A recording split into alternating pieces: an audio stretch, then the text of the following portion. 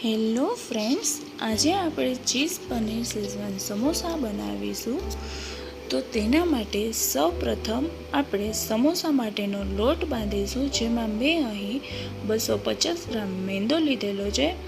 તેમાં 50 ગ્રામ તેલ અને સ્વાદ અનુસાર મીઠું નાખીશું। ત્યારબાદ જરૂર મુજબ પાણી નાખી આપણે લોટ તૈયાર કરી લેશું। તમે જોઈ શકો છો, આપણા લોટની કણક બહુ કઠણ પણ નહીં અને બહુ નરમ પણ નહીં, એ રીતે રાખીશું। અને આપણે આ લોટને 10 થી 15 મિનિટ સુધી રેસ્ટ આપીશું। એટલી જ વારમાં આપણે ચીઝ પનીર શેઝવાન સમોસા માટેનો મસાલો તૈયાર કરીશું। તેમાં પનીર 250 ગ્રામ લીધેલું છે, ચીઝ 50 ગ્રામ, વટાણા 50 ગ્રામ, બારીક સમારેલા આદુ મરચાં લસણ 30 ગ્રામ,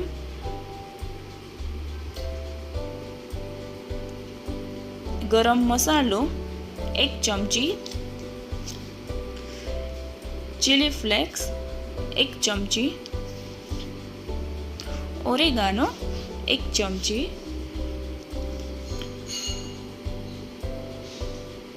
કાળા મરી પાવડર 1 ચમચી,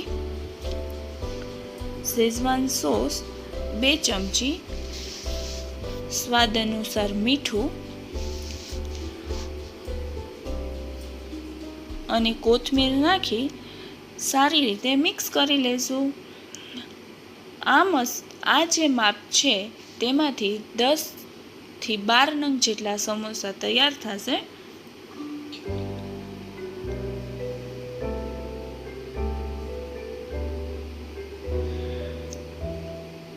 હવે આપણે જે મેંદાના લોટની કણક બાંધી હતી તેમાંથી સમોસા માટેની રોટલી તૈયાર કરીશું। ત્યારબાદ આપણે રોટલીને તવા પર બંને બાજુ થોડી ગોલ્ડન થાય તે રીતે શેકી લેશું।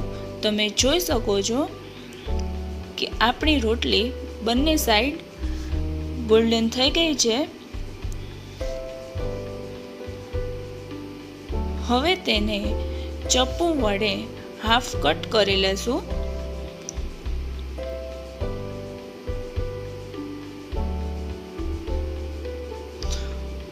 અને રોટલીની બંને સાઈડ મેંદાની સ્લરી લગાડી તેને ફોલ્ડ કરી લેશું।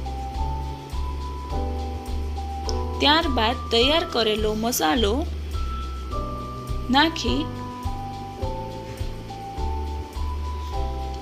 ફરી એકવાર મેંદાની સ્લરી લગાવી અને સમોસાને પેક કરી લેશું।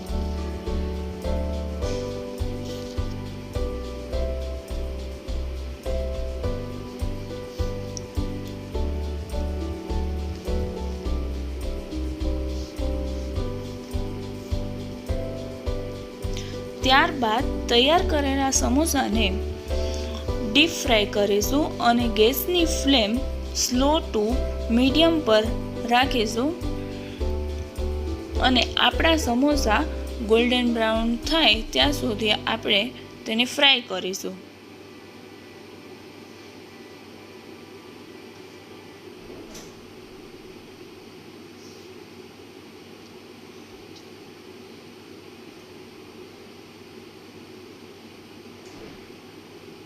હવે આપણા સમોસા ગોલ્ડન બ્રાઉન થઈ ગયા છે, તેને એક પ્લેટમાં નીકાળી લેશું। ત્યારબાદ આપણે તેને માયોનીઝ સોસ અને તંદૂરી માયો સાથે સર્વ કરીશું। જો તમને મારો વિડીયો ગમ્યો હોય તો મારી ચેનલને લાઈક, શેર અને સબસ્ક્રાઈબ કરજો।